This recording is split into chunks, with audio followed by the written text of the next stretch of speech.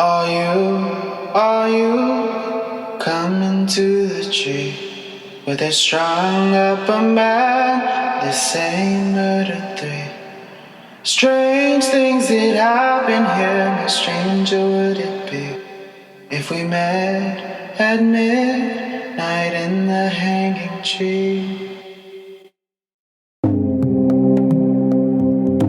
Back in 1776, someone said, "Give me coffee or give me death." And if that's how you feel, you should be at the Organic Man Coffee Trike. They make coffee the right way, one delicious cup at a time.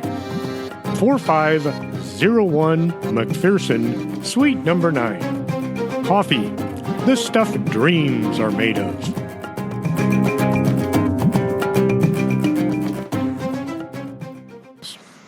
With us tonight is Linda Godfrey, author, investigator, artist.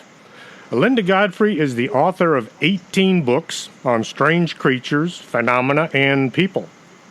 She's a frequent guest on the national TV and radio shows, including Monster Quest, seasons 1 and 4, Fox News Red Eye, Lost Tapes, Monsters and Mysteries, Sean Hannity's America, Inside Edition, Coast to Coast AM, Wisconsin Public Radio, The Jenny McCarthy Show, and many more. She lives in the Kettle Moraine area of southeast Wisconsin with her husband and a monster dog named Grendel, who we were just talking about a minute ago. Welcome back to the show. Thanks so much for having me back. I was looking through the past episodes and I discovered that you were the 98th podcast I did. I'd gotten somewhat confused and I didn't know when my 100th show was coming up, and then I discovered I'd already had it, so no big celebration. It's impressive, though. That's a great number of shows to have done. Well, so far I think I've made every mistake a podcaster could possibly make. That's how you learn, right? Yes. They say, what's that? It's a lot more work than most people think. I know because I had one of my own for almost a year. What was it called? It was called Uncanny Radio. And it was an hour show. If you go to lindagodfrey.com and on the About page, you can find a list. It's either at the beginning or the end of the calendar listings. I think it's at the end where it says, I have some other podcasts recorded right there, and then I also give people the chance to hear a few of the old Uncanny Radio shows. Neat. We'll have to maybe talk about that more as we get towards the end of the show if we get a chance. Sure. Your latest book, I Know What I Saw, when will it be available? Next week, the 16th, is the official release day. And there have been some that have gone out to podcast people, reviewers, all kinds of people who usually get the perks of having a book early. But otherwise, it is going to everyone else in just 1 week. So it's really exciting because it's been about a 3-year production time on this book. So I'm really kind of glad that it's going to be out there finally. Yikes. Yeah, well, I had lots of things going on, and then my publisher, Penguin, merged with Random House, so they had editors switching, and it just became a super slow process on both sides. But my mom was passing away from Alzheimer's, and then she passed, and then her brother, who was my only uncle, and I was his health care whatever they call that, yes. Responsible for the decisions for his health care, he started having dementia symptoms, and so that was another thing. And we decided to move, so after 23 years in one house, so I had all this going on, and then the merger of two huge superpower publishers like that also demands a lot of reorganization on their part. Oh, yeah. So it's been 3 years. Hard to believe. When are you going to be having book signings? Are there going to be any in your area or away from your home? I've got them in Chicago, Milwaukee, Madison, La Crosse, and sundry other places. Again, if you go to lindagodfrey.com and scroll down to the calendar, they're all listed there more cleanly than I could tell you. But I'll be making a few little trips with this. No chance you're coming to Laredo to... Oh, I wish. I've got a lot of good friends in Texas. I would love to come to Laredo. So maybe if all you guys get together and put together some kind of function, I'm glad to make the trip. Yeah. So, but yeah, you've got Nick Redfern and Ken Hart and all kinds of good people down there. You talk about trans-dimensional beings in some of your books. Any theories as to why there are a number of people seeing these things, but they never have actual physical encounters with them? Well, that's kind of half true and kind of not. Physical encounter, it depends on what you call a physical encounter. If you shoot a gun at something and it hits it and you see it hit it, and the creature reacts but just doesn't fall dead, even though an entire automatic clip has been unleashed on it at close range, you can tell there's something real there. Something stopped the bullets. Something reacted. Something will probably leave tracks as it moves out of the area, which is what they usually do in that case. But then it also may slowly fade or look like it's doing a predator meld with its surroundings. So it could be one or the other. But talking about upright canines that are unknown, Bigfoot, all those kinds of different unknown animals, they seem to display both very earth body type behavior, and then on the other hand, probably less frequently, they have these other things that just don't seem like they belong with our world. And actually, from the very beginning, way back in 91, 92, when I started exploring these things and trying to find out for myself what that creature was that so many people saw on Bray Road, I was seeking out Native American friends and tribal members to ask them their opinion, because after all, they had been there longer than the Europeans. And what I generally heard, not in every case, but what I generally heard was that these animals that look like animals are actually spirit creatures, and that they come from what we might call another dimension, another plane, going through a portal, but the Native Americans call it the spirit world. And they think that they can come here, be solid, perhaps they have things to accomplish, it seems like. They're very observant of people, and they also seem to procreate when they're here. Perhaps they can't do that where they came from, but it's like they're purposeful. And who knows, maybe it's just things aren't pleasant where they came from and they're trying to find a better place. But that sort of thing is generally what they say. And some are more specific and say that the portals are actually the fresh springs of nice clean water are where the portals are located. And in a way that makes sense if you look at the maps of where many of the upright canines or dogmen are located, and I'm talking about their memorials in the shape of the animal itself, made into a flat earth mound about 1,200 years ago by whatever people were living here at the time. They're called ancient animal effigy mounds. Effigy just means, a likeness of. And if you look at those, they're almost always located near fresh water, whether a lake, a small lake even, or Lake Michigan or Superior.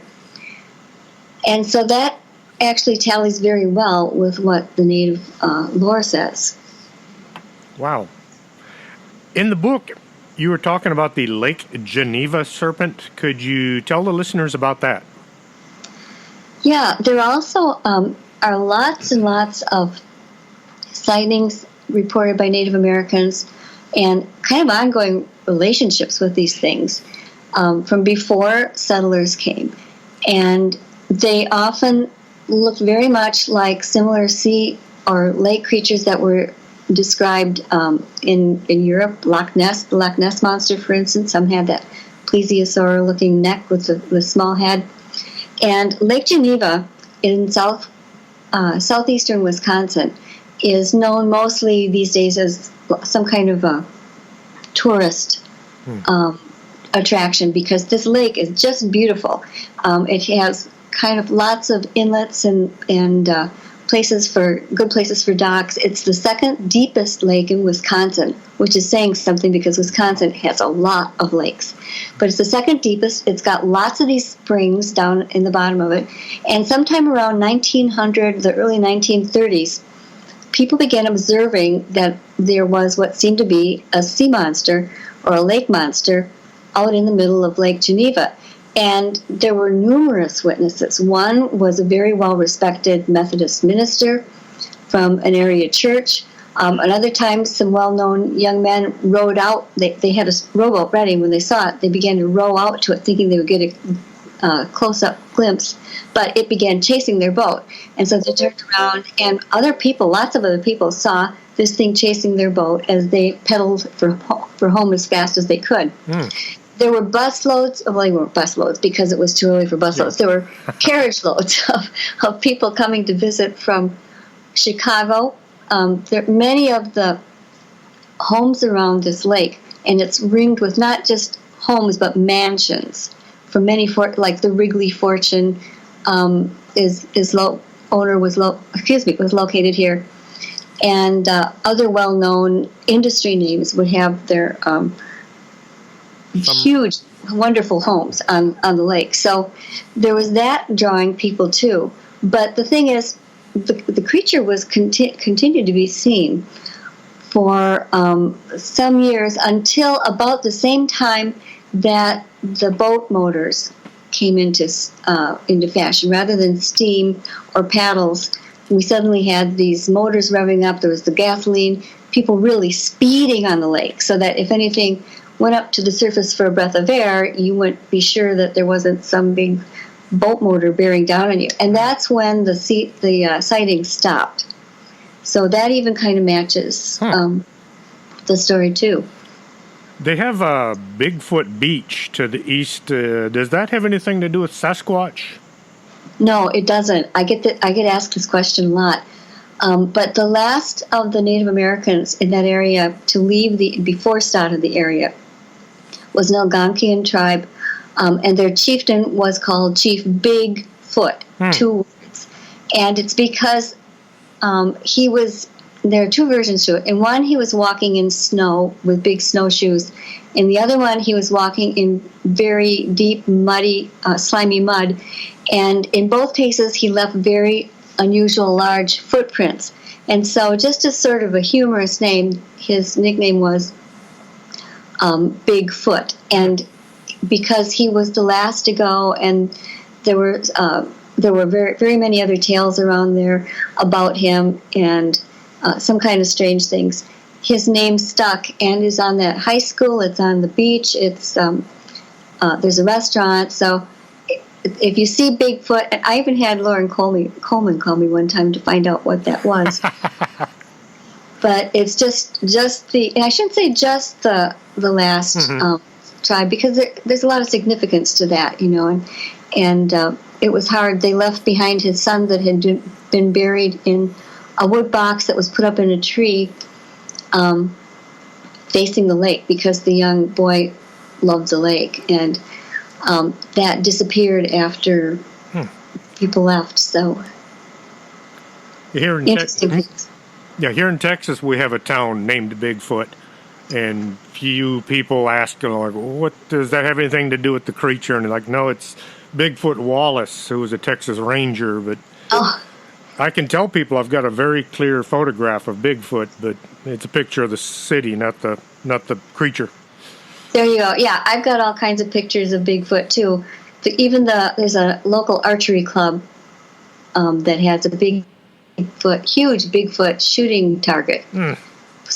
So people whenever they've got a resident monster, people tend to make good use of it. Everywhere except in Elkhorn, Wisconsin, where the Beast of Bray Road was, it's sort of officially ignored. But other places invent monsters so they can have festivals and things like that. Why don't y'all have a festival there?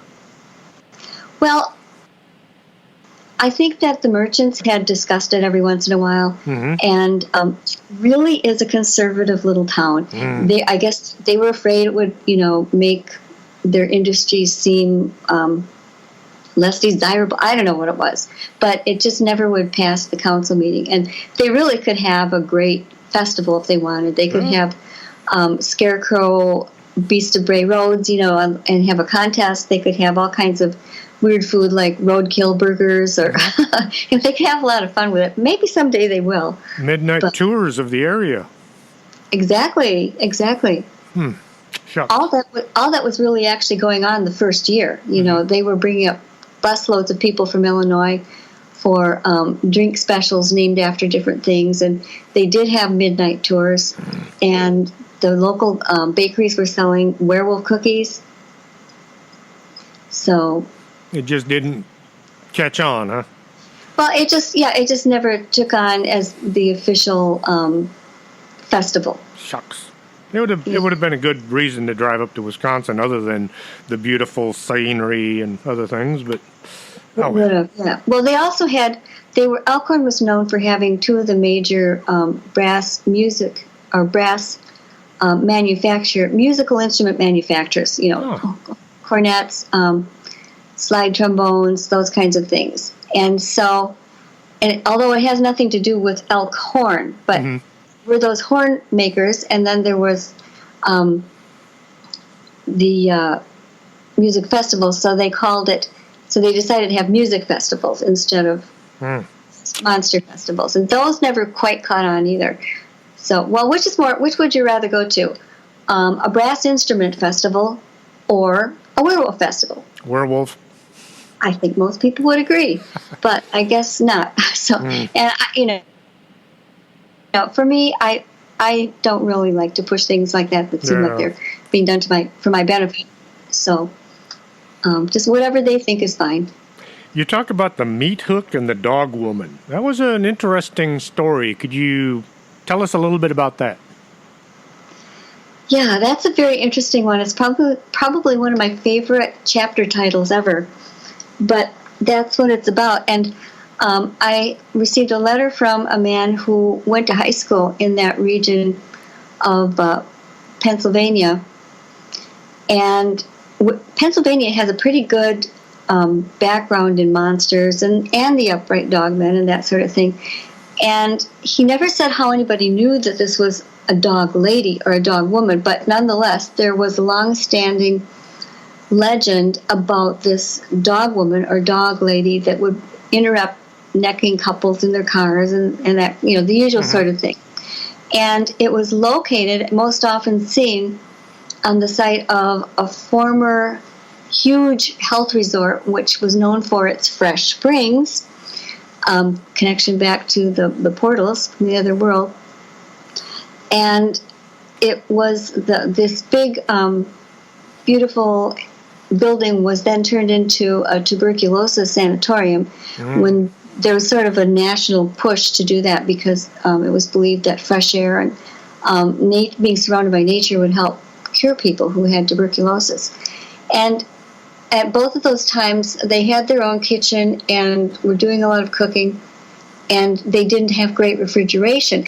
So they would dig holes in the ground and use big ice blocks to keep their meat cool. And that's actually what this was. There's a road that winds around one of those biggest old institutions, and then there is a vertical rock wall along that road. And the meat chamber, was recessed into that rock wall.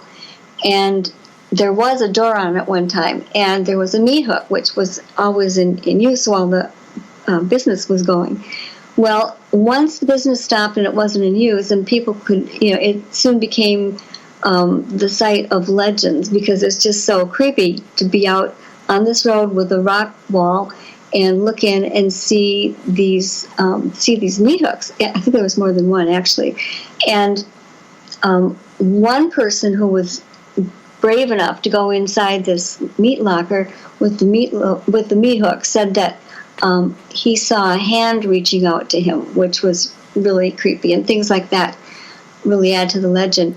And so this fellow that wrote me had gone to high school back there when the legend was hot. I think it was like the late 70s. Don't hold me to that because I don't have it right in front of me. But he and his friends were out looking, just kind of looking for fun, and they had heard the legend, and they were driving around on that road, and they heard this big growling roar. They looked up, and there was an upright canine standing on the edge of this rock wall on top of the rock wall above them, probably about 8 or 9 feet above them, and it dropped down to the road right in front of their car, and they all screamed, of course, and hit the gas. I don't want to. I didn't mean to say hit the grass at all. They hit the gas and left the scene, and then they were able to tell their friends about it, but they really overall kept pretty quiet. He said he never really told authorities or anything like that in all those years.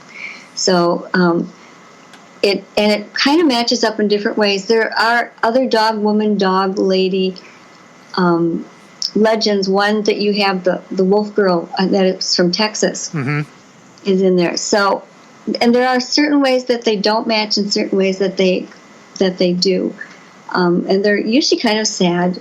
They have very odd endings, of course, but yeah. So I just thought that was one of the most interesting. You just can't beat the headline, "Dog lady in the meat locker" or meat hook. Yes. Do you think the dog man that's being seen, or the dog creatures, do you think it looks that way all of the time, or do you think it changes from human form to upright canine? I've had a few transformation claims in mail, not very many, over 27 years. So there are a few. And I think if it ever does look like this, it's probably more of something that's a projection of your spirit body, your aura, whatever you would want to call what mystics do in order to manifest things or change their own appearance or whatever. But I don't believe, I said this from the beginning and I still say it, I don't believe that these are actual blood and bone creatures that are like they show on the old horror movies. Their teeth are actually growing in size. They're sprouting fur from all their pores. Their bones are actually cracking and growing and changing shape. And they would have to, because a dog's skeleton is much different than ours, and especially the feet. Because dogs walk on their toe pads, and what would be their the heel in a human is up off the ground. People who describe it often say, "Well, it was walking great, but it was on its legs were bent backwards." So all these changes would have to take place. Does that mean they have then different DNA? Because DNA is what orders how you're built, and what characteristics you have physically. It just seems like too much. But I do think that there are different things, not different species, but different things that mimic. For instance, in humans, very, very many people have seen something they might call a ghost, that looks like a human being. Obviously, this is not a flesh and blood thing. It's some sort of energy that is mimicking the looks of a human being. And I believe that the same thing can happen with these animals. And of course, when they do that, they're much more fluid. They can change shape or whatever. Sometimes they don't get everything right when they're copying it. But if you just look at all the human examples of how many things could mimic or look like a human, that may be what we're dealing with. Now, the creature itself, most of the time, doesn't do anything that's overtly supernatural. Walking on the hind legs is something any mammal can accomplish if it is motivated properly, trained, or if it's got some real terrible injury to its forepaws and can't walk on all fours. They can do it. And you can go on YouTube and look up bipedal bear, and there's a beautiful long video of a perfectly upright bear running around on its hind legs because its front paws were injured. You can tell that. However, we've had many witnesses to these upright canines, and none of them have mentioned anything like mangled paws, or injured paws or anything like that. They seem to just have gotten the motivation or the ability to run around on their hind legs when they want to. And maybe I theorized, and I call this my indigenous dogman theory. It happened that, especially in the prairie states in the Midwest and around the Great Lakes, it became advantageous to be able to stand up to see what was coming towards you in those big meadows of grass or even some of the low-lying forests. And so that gave animals that could do this, that maybe they had mutated slightly larger paws or something like that, and that enabled them to have these advantages, more of them reproduced, and you have these certain lines of canines that can more easily walk and run on their hind legs when it suits them. Getting away from the dogs just a little, you talk about humans with deer heads and the deers with human heads. Is this a legend, or was this something people were seeing? I actually heard from some tribal members, from some of the Western tribes. I think one was Navajo, and they seemed to think that these were, and maybe it's the difference between the head being the deer or the head being the human, that they were either projections of otherworldly spirits, perhaps something related to the shape-shifting type of creature that I don't even like to say the actual name of it. Skinwalker is what usually people call it. Something similar to those. And the big thing is that they seem to be able to portray a nice-looking woman walking on the road and kind of asking if she can have a ride, and then the people have to resist it. And this is sort of a universal theme. You can go to Ireland and Scotland, and they have the same exact legend of a beautiful woman walking along the road, and then she's called the water horse in many cases. Looks like a beautiful horse, and then changes into a woman, and then she'll change back into the water horse and try and drown the person. So it's this idea of don't pick up strangers at night. Perhaps it's part legendary, and perhaps that legend is based on some incident that was remembered and repeated. And when you mentioned the title of my book, Modern Day Encounters with Monsters of New Urban Legend and Ancient Lore, the idea and what I was asked to do was to kind of contrast and compare with various legends, some of the new ones like the Slender Man, that has evolved over the past 5 years or so, and see what the associations were with modern day sightings.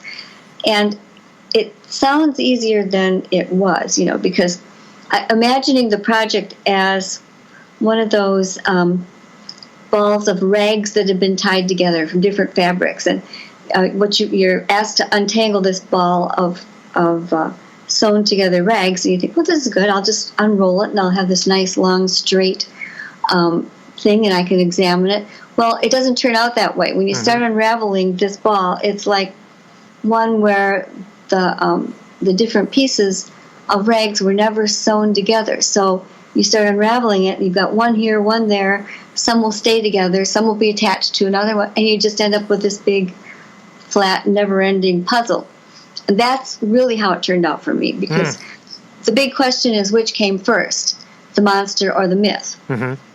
And some of these creatures go back so far, back to ancient Sumeria, the very first known civilizations. Sumeria had all of these creatures. Especially feared was a bird or bat-looking one called Pazuzu, which was considered to be quite an evil character. And you go to today, and some of the most recent gatherings of sightings have been over the Chicago area, especially, and other places, of these huge bat-like creatures with very wide wingspreads, talking like 20 feet wide wingspans. And there have been great numbers. Some of them I believe are probably hoaxed. Other ones it's hard to see how they could be. And oftentimes that's another part of the whole trickster thing of this subject is hoaxers get in there, and then you have to decide not only are these things real, but are they a hoaxed event or some, again, true unknown creature. Mm-hmm. When you're having one of these encounters, is there any way you can suggest how you know if this is a good creature or a bad creature, or you just say stay away from all of them? Well, what I say is if you're out in the woods, and really almost the huge percentage of those who have encounters are not the ones out looking for them. They're the ones who are just out enjoying the day or hunting or doing some other thing, and then these things manifest themselves. So what I say is if you see something that is big enough to eat you, that looks a little menacing, that has an inordinate interest in you more than your average creature would do, just treat it with the respect that you would treat any other predator. And if you're not in a safe place, just remove yourself quietly and quickly to one, because most of them don't seem to harm people, but they try to, what the impression I have is that they're trying to kind of spook them out of coming to this one particular spot. Maybe it's a breeding ground, maybe they're hunting, don't want to be disturbed, who knows what reasons they could have. But I always say don't go up to something you don't know and take it by the horns. It's probably just not healthy for you. You talk a lot about eye shine. People see the eyes at night and they reflect various colors. Could you tell us about the different eye shine that creatures have? Yeah, that's a great question. Because the scariest ones are when they report that the creature has eye shine, but there's nothing shining into their eyes. They don't have car headlights or any other light source. Normally, when you see eye shine, it's because you shined a flashlight at it, or anybody has seen a deer looking at your car lights, and the deer's eyes are usually kind of a bright white color. And normally, canine eye shine is yellow-green. And that's what people will report when its eyes are caught in the headlights.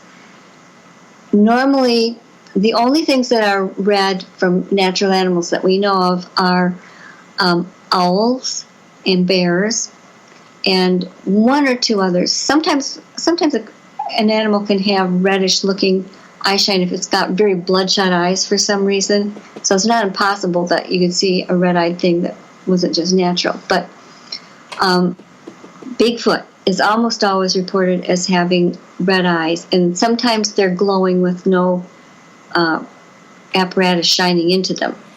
No moon, no car headlights or anything like that. So they're reported as red eyes. And in general, those models hold pretty true.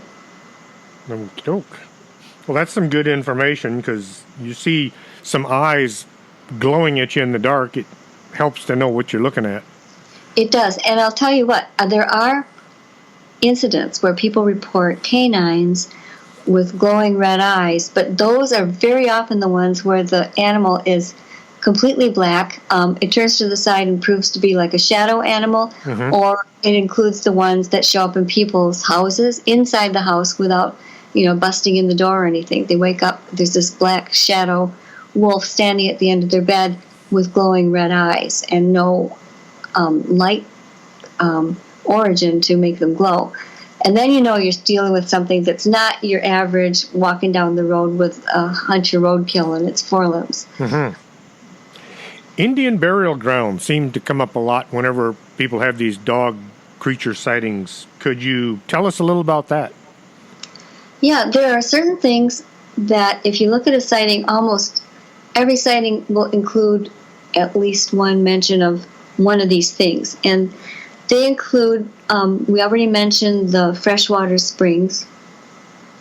And then there are military installations of any kind, just about, seem to be very attractive to these creatures. I've got quite a few stories that I've collected about great werewolf-sized creatures in German military installations that I talk about in the new book.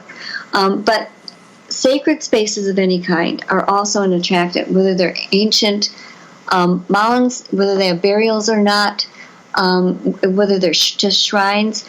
And they have really, and I realized this very early on, they really have the same qualifications as military installations. Military installations almost always want a high place, going way back, even in ancient times. You wanted a high place so your enemies would have to crawl and run up to you. And sometimes these sacred spaces just sort of evolve into a military space or vice versa. So they kind of require the same sort of surroundings.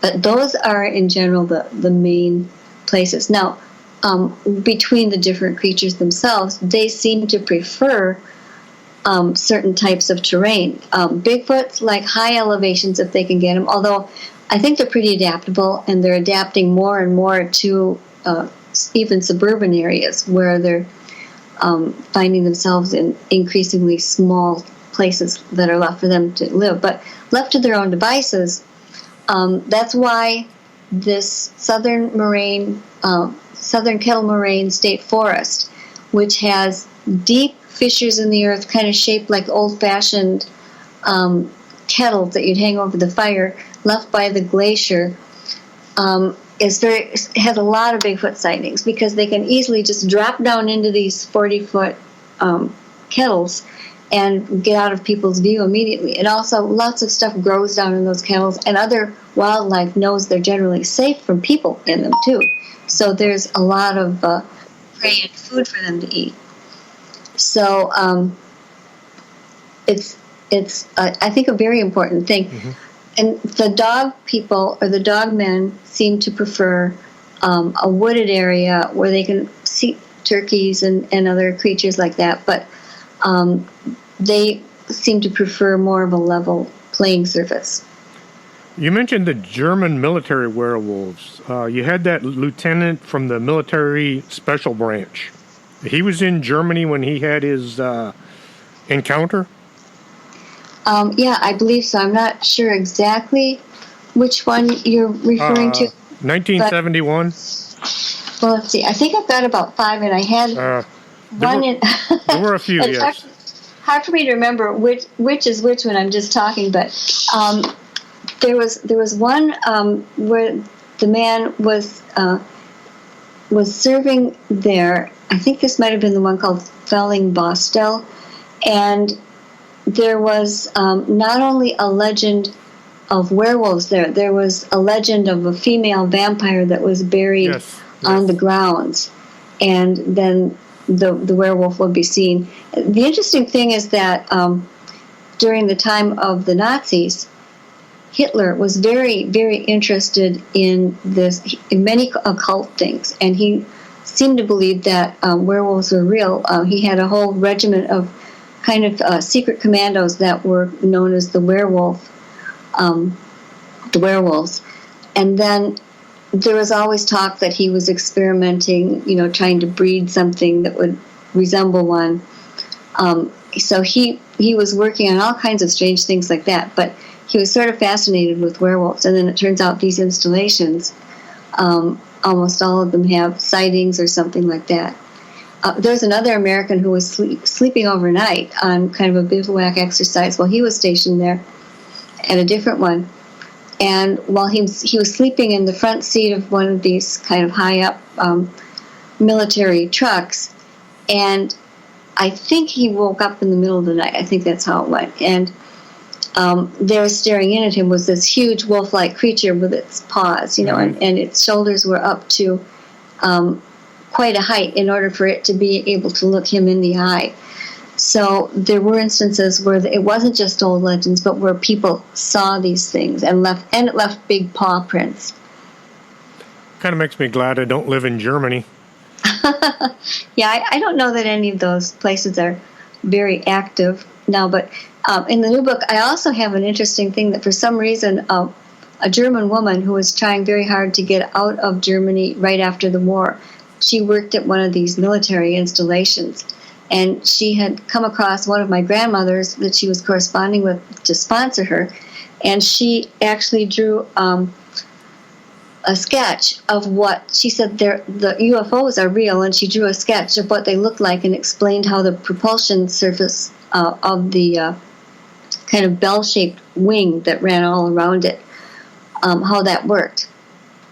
Now, was that weird or what? Very. Yeah, I mean, this is my grandma who had a 5th grade education. There were many people who worked at those installations that wanted to get out of Dodge right after the war as soon as they could for various reasons. I imagine there would be repercussions with a new government for them. But, yeah, and it just, I found out that she was getting these letters for a long time after she passed and my mother passed, and then her letters passed to me just in the past couple of years. And so that was an interesting thing that went with the German werewolf installations. So it's included along with the photo of her sketch and the stamp and the postmark, so people can tell that it was an actual thing. Could you tell us about the Curse of Scorbutus? Yeah, that's a really interesting one. I'd been hearing about these legends of the witchy wolves of the Omer Plains in Michigan for several years. And then I made a trip up there. Local library actually invited me to speak. And while I was there, I took the opportunity to do some digging in their history archives because they had some from the town. Now, the witchy wolves were another one of those things that were supposed to sneak up on teenagers parking in certain fields. And it's an interesting territory. It's over on the eastern side of Michigan in a place called the Omer, O-M-E-R, Plains. And there are big grassy meadows and then these pines that are said to whistle and whisper. And some people think that that sound of the pines was what inspired the legend. But then there are also people who say the Native Americans had legends of these spirit warriors that they were created to guard that area from unknown local burials, and that they took the form of wolves. So the history had never gone much beyond that, but what I found were several papers written by some local historian. And I think in part of them he was kind of having fun, but then other parts rang true, and you sort of have to, like that ball of rags tied together, you have to sort through to see what you can find. And it turns out that during the Civil War days, this legend went back that far. And there was a family, and I checked the family's name out, that was real, and they had the occupation that the article said they did. But they had a son that went off to the Civil War, and there wasn't much left of him. What was left of him came back in like a shoebox. And they buried it out in this cemetery on the Omer Plains with others. And they would come in the spring to clean up around it, make the grave presentable again. And the first year that happened, they came up there and started digging, and there was a female wolf that leaped out and started menacing all of the people. They had to run back to town. But the official cause of death for this particular man, and again, it was a real person who went to war. I found his regiment and all that kind of thing when I went looking, was Scorbutus, or some people call it Scorbutus. There's two different ways to pronounce it. And there actually is a more modern word for it, which is scurvy. And many people don't realize it, but a lot of soldiers, when they were penned up, they maybe survived the battles, but then they were penned up in these horrible detention camps. And he was in one of the worst in the South, where the food was so poor that they all developed scurvy, which was before that known mostly for happening on ships making primitive oceanic voyages. You'd run out of fresh food, you wouldn't have any vitamin C. And so all of this was tied in with the appearance of the guardian wolves. Yeah, that place was Andersonville, and it was Yes. one of the worst places. The guy in charge of it had issues, and he was some German guy who would have probably joined the Nazis if he'd have been born a few years later. But it's horrible what comes out of people in a time like this. Sometimes it's the best things, and sometimes it's the worst.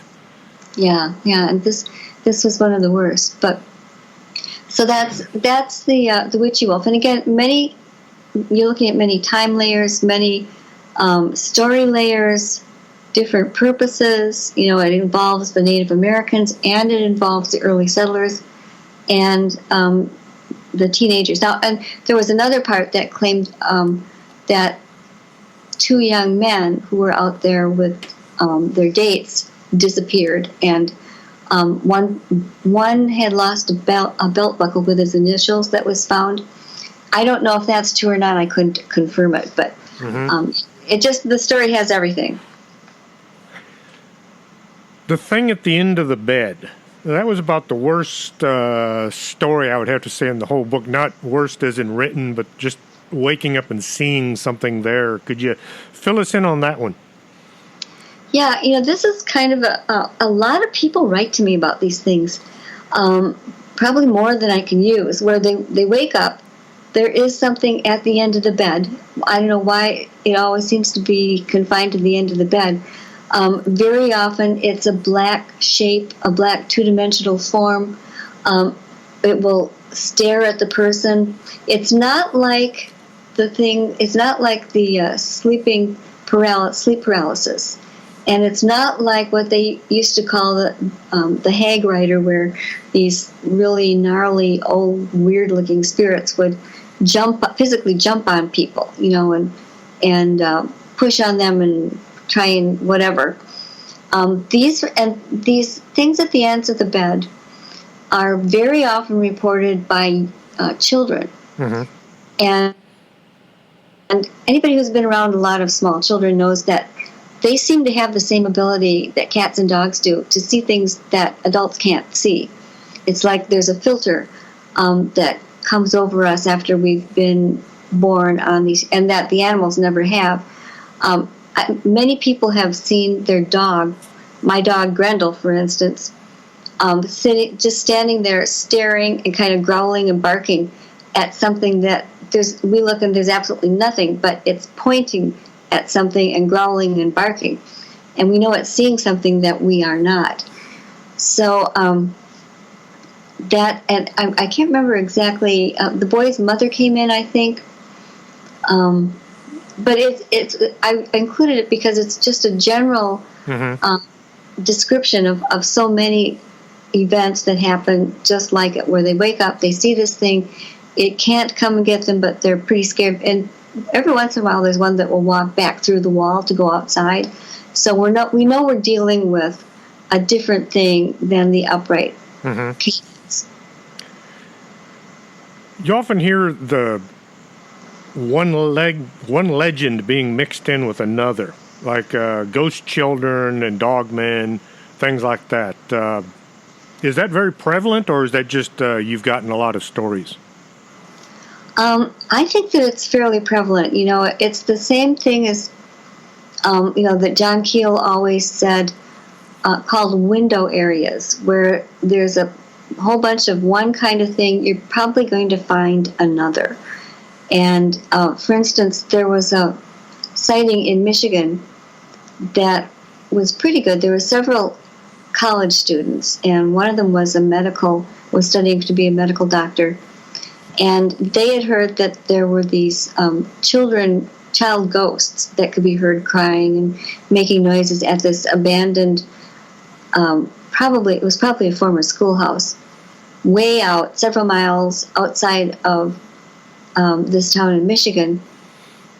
And so they went out one night to try their luck at seeing a ghost or hearing the ghost children crying or whatever, and were parked there, and lo and behold, what they saw was not a ghost child, but what appeared to be a fully solid, shaggy brown furred, upright dog man. And that kind of scared them off, and they went again, and they estimated that one was 6 feet tall, and it happened a second time with a 7-foot-tall gray one that actually chased their car. They were so afraid of it, they just, gunned, and it chased them. And so they were intending to hear one thing, and encountered something else. Now, I was out at that same place with and 2 or 3 of the witnesses. There were 2 witnesses and one other person that had heard about it that came along. And we were out on the gravel road in front of this little abandoned building. It was like 2:30 in the morning, because that was when they'd had their sighting. It was we were talking earlier about temperatures. It was probably 90-some degrees, and the dew point was probably 95 degrees. It was ready to storm anytime. So it was hot, and everybody was just sweating. And we kept hearing sounds like some big thing shaking its fur out in the brush. If your dog gets hosed down, it'll shake its fur, and there's no other sound like it. And we were seeing yellow eye shine in the bushes and hearing things, and there was a motion sensor detector that was going off all the time. And then finally, we were just getting ready to cave in and leave, and something ran across the road. We heard these footprints. It was running across the road. The History Channel cameraman had set up a big floodlight in the road, so if something ran across, we'd have a chance of seeing it. It managed to just get caught in the edge of this floodlight so that we could see only its back. Its back was vertical and covered with gray fur. And it continued across the road, and it blotted out a reflective road sign at the other side. And when we measured that road sign, it would have had to have been 7 feet tall to have blotted out what it did. Yikes. And at that point, one of the witnesses had seen it too. It wasn't just me, and insisted that we leave at that point, because they were just all of a sudden white and shivering. They had their experience already. So we left. The weirdest thing about that night was that I had a really nice Minolta camera that I had brought, and I'd been taking pictures all day because we found footprints around the property. And I had laid it in the passenger side of the vehicle that we were using. And now there was no traffic. The traffic was nil. It was just us. It was these couple of witnesses, me and the cameraman. And my batteries were done, so I put my camera on the front seat of that vehicle. And when we decided to go back, it was probably only an hour or so later, and I had the witnesses, and everybody was in everybody's full view the whole time. The camera was gone. Yikes. It was just gone. There was nobody out there. If anybody had crept up through the bushes, they'd have to crunch over the gravel, even if they were crawling. They would have had to open this sizable car door, and I think it was a van. Anyway, it was a large van. Open the van, sneak out, know my camera was in there, and when I took it, or they wouldn't have bothered, sneak off, and we would have heard it, because it was totally silent. There was no wind or anything like that. No other vehicles, no sounds. Everybody walked the ditches up and down the length of where any of us had been. It was nowhere to be seen. And it was investigated really well. History Channel actually bought me a new camera because it couldn't be explained where my old one went. And to my knowledge, it was never found. Did you have any photos on it that would have been possibly valuable, or something that you just hadn't had a chance yet to look at? Maybe you had caught something with your camera? Well, that's possible. What I know I had were some pretty good footprints. They looked like huge dog-like footprints that we had been walking around. We had the permission of the owner, and he said we could walk around behind it and look in and everything. And it was somewhat muddy in the back, and I had some good footprints and took the pictures of them. So that was the only thing I could think of. I had photos of a lot of things. So who knows if there was something else. And I had taken some nighttime ones too. So maybe I did get something that whatever it was didn't want. But the only explanation, I can't totally rule out that it wasn't a human, except they would have had to work to produce that green eye shine in the bushes. And who can imagine wearing a fur suit for an entire evening and nighttime like that when it's in the 90s temperature and it's that humid? Yeah, that would be a bit warm. Yeah, I mean, you would die, really, if you didn't have a lot of water to drink somewhere. You know, we didn't hear any evidence of that. So, yeah, that's what I say. People ask me, have I ever seen the upright canine or the dog man? And I always say that incident is the closest to my knowledge that I've come. And I've had much better luck, ironically, with Bigfoot. But I think the dog man sightings really are more rare in comparison.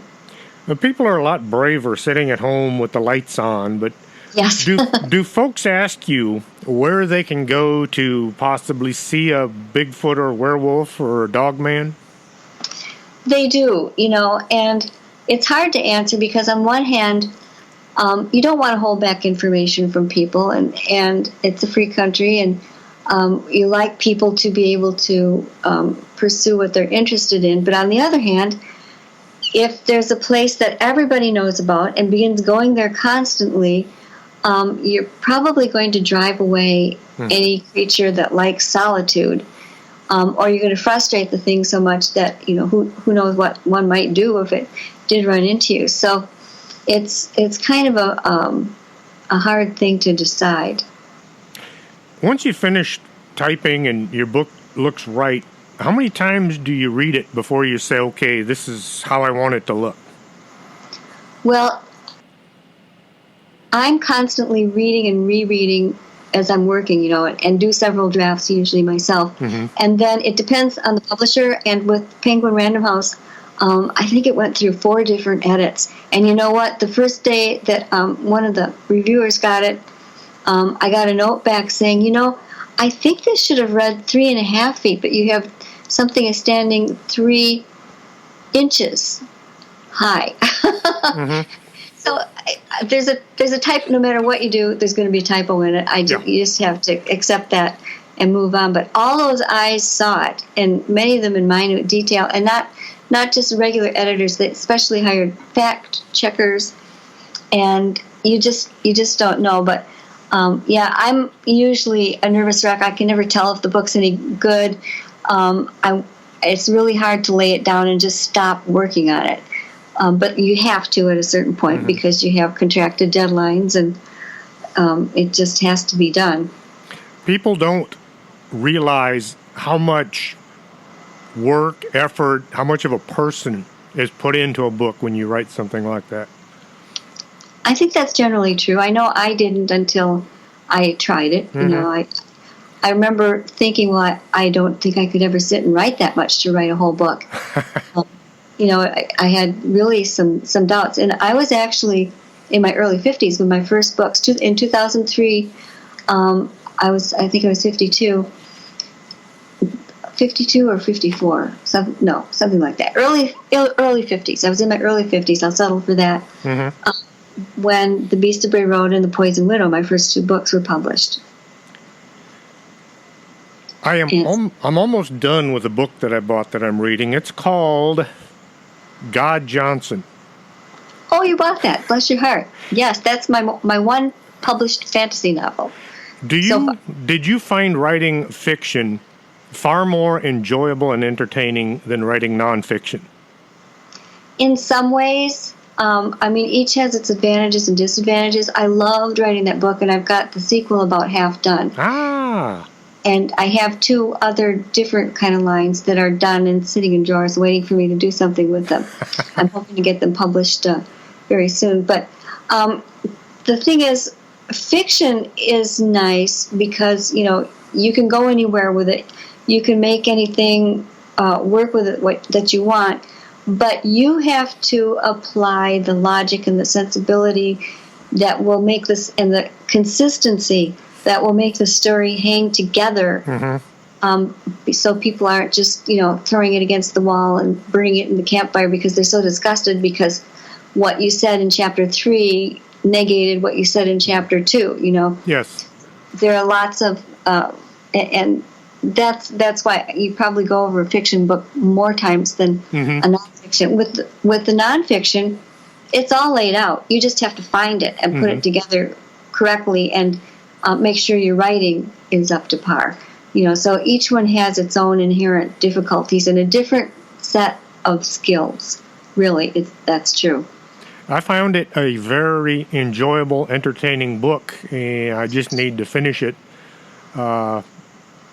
That's quite a story. I would almost ask you, where did you come up with it? But I know about writing, and sometimes things just pop into your head.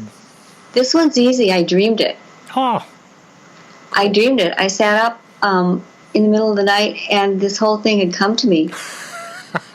Not the ending. I mean, I still had to work out like the last, but the whole premise of it. Mm-hmm. I got up and I wrote it down, and the premise is that you kind of take for granted that there were all these gods in olden times, and they all wanted worshipers and needed people to worship them. And there was one that really missed it and wanted to come back and get a worshiper, and he named himself God Johnson because he thought that sounded like a good all-American name. And he took on the appearance of Abraham Lincoln because he figured that was the most trusted image that he could get. And then he does manage to get one follower who soon learns to regret her choice. Oh, yes.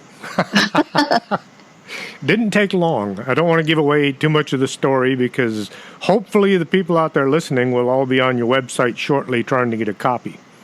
I hope so, because it's got a lot of great reviews. It's just that my reputation is known for nonfiction, and sometimes it's hard for people to cross over and make that leap. But if you're curious about it, anybody, you can go to lindagodfrey.com, and there's a God Johnson page where you can see photos of some. It's based in Wisconsin, and in fact, the city of Madison. Mm-hmm.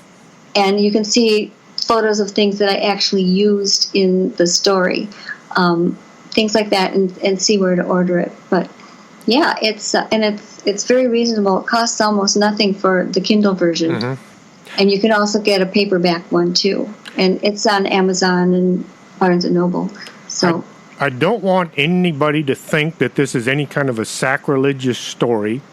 Thank you. It's very, in fact, they mention God a few times, and they make sure to point out that he's the boss, and they're all the minor characters. So right, he's God with the big G. Yes. They're God with the little G's. That sounds like what Giorgio Tsoukalos said once. Oh, I hadn't heard that. Yes. But I've watched every show he's had. So anyway. It looks like our time is up. Don't want to keep you past what we had agreed on originally. No problem. Will you be appearing at any conferences in the next couple of weeks? Not in the next couple of weeks, but I'll be doing book signings in Chicago, Milwaukee, Madison, La Crosse, and I've got a few library things down. And you can, again, go to lindagodfrey.com. No W's or anything, just lindagodfrey, Frey.com. And, again, go to the About Books and Bio page and scroll down a little bit, and there's a calendar that has not just things like book signings, but also scheduled podcasts, too. Fantastic. And your book will be out in just about every bookstore in the country, I hope? I hope so. Well, fantastic. I appreciate you being on the show tonight. This has been an honor and a privilege, and I hope you get lots of book sales.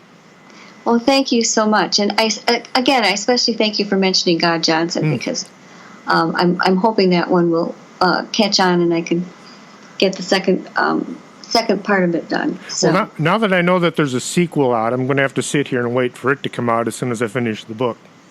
Well, that one, it has a much shorter publishing time because I publish those in concert with my agent in New York. So they don't have to go through all the major things that a book does with the big publishers. So we can get it done a lot faster. Well, fantastic. Thank you very much, ma'am. This has been Linda Godfrey on Strange Things with Chris James.